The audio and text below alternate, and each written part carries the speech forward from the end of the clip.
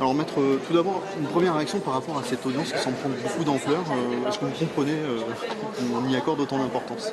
Non, pas du tout, pas du tout. On parle d'un tweet imbécile publié par un étudiant, un bon garçon parfaitement inséré, et tout d'un coup on y donne un éclat à la fois médiatique, mais je ne vous reproche pas d'être là, je reproche à un moment donné qu'on vous ait alerté, un éclat public avec cette audience alors que les faits étaient reconnus, l'imbécilité du tweet était reconnue par ce garçon, un rappel à la loi, une audience non publique de reconnaissance de culpabilité, à mon avis, était suffisante. Je ne comprends pas, j'ai eu peur qu'on veuille en faire un exemple, mais je dois honnêtement dire, comme j'ai dit dans ma plaidoirie, que Madame le procureur, par contre, a redonné dans ses réquisitions, même si je ne partage pas son avis puisque je plaide la relaxe, a redonné dans ses réquisitions quand même la taille, la dimension que cette affaire doit revêtir.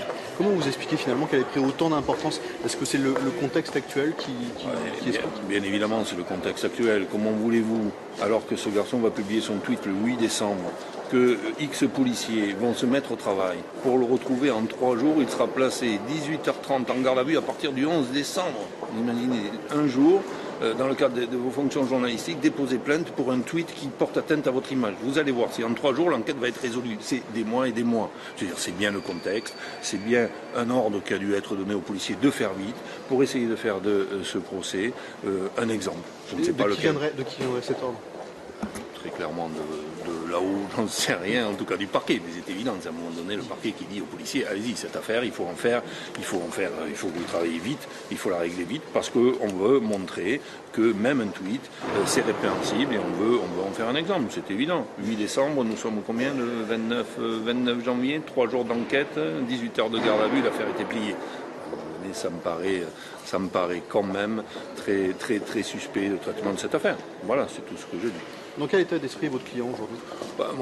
Mon client, d'abord, il est honteux, il est apeuré, parce qu'il ne s'imaginait pas qu'un tel traitement lui soit réservé.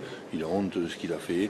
Il n'a qu'une envie, c'est de rentrer chez lui, reprendre ses études et qu'on oublie. Et l'avenir, évidemment, démontrera qu'il va être prudent dans l'utilisation de ces réseaux sociaux qui sont un danger parce que finalement, c'est la possibilité pour tout le monde, c'est un exutoire, la possibilité pour tout le monde de réagir à chaud. Et comme je l'ai dit dans ma plaidoirie, certains puissants de ce monde le font également et souvent sommes-nous réveillés le matin par un tweet imbécile de Donald Trump ou je ne sais quel dirigeant. Donc voilà ce qui lui est arrivé, c'est qu'à un moment donné, il a dérapé dans le propos.